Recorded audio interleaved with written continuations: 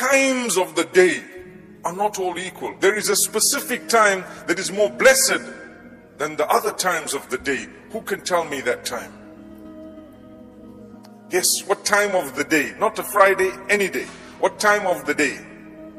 Or let me word it differently. What time of the day or night is the most blessed? Someone says Fajr. Can someone else try? Yes? Someone says between Asr and Maghrib. Can someone else try?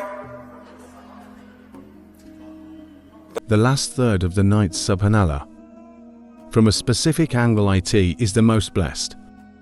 When you want to cry out to Allah, there is a guarantee when Allah is asking you, who is there who is seeking my help? I can help who is seeking forgiveness. I will forgive who is repenting. I will accept who wants anything. What are we doing? What am I doing sleeping?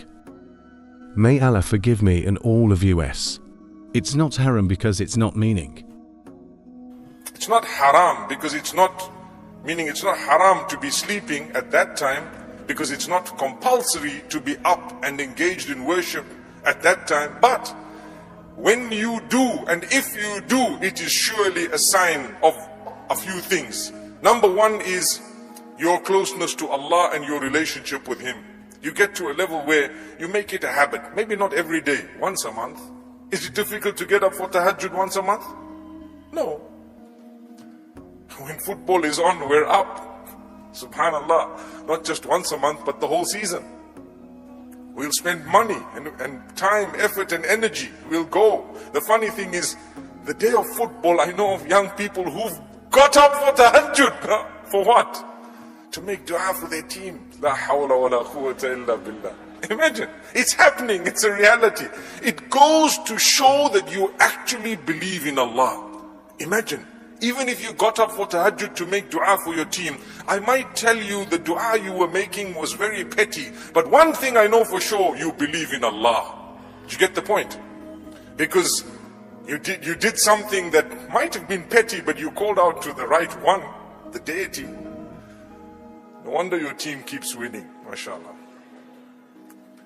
But the fact of it is, my brothers and sisters, we know that there is a time of that morning, the early hours of the morning or the last hours of the night. In the hadith, it's called Thuluthul Layl al-Akhir, the last third of the night, right?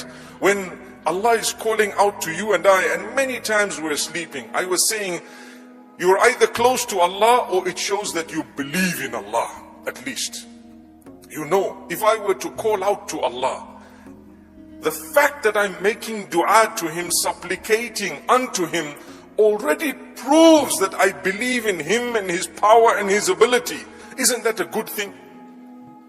That's why the hadith says, Ad-du'a'u huwa al-ibadah. Supplicating, calling out to Allah is in actual fact worship of Allah. That is worship. That's the core of worship. And another narration says, مَنْ لَمْ يَسْأَلِ اللَّهَ يَغْضَبْ عَلَيْهِ. Whoever doesn't ask Allah, Allah gets angry with that person. Angry meaning Allah is upset with that person. Subhanallah, because you're not calling out to Allah at all. That's why every one of us has needs. Needs that we ourselves don't really trust our own ability and capacity in fulfilling. We ask Allah, because Allah says, the moment we create that need in you and you've asked us, it proves that you believe in us. You believe in the super power of Allah. When I say super power, I'm not talking of nations. I'm talking of the supreme deity.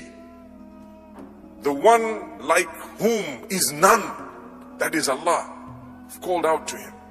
So Allah gave us another opportunity every single day. But when you want something, you don't have to wait for a Friday. When you want to return to Allah and turn to Him, you don't have to wait for a Friday. When you want to ask Allah, you don't have to wait for the time of Tahajjud. You can start calling out now, and when you get to the time of Tahajjud, you can get up again and repeat the dua. Do you get my point?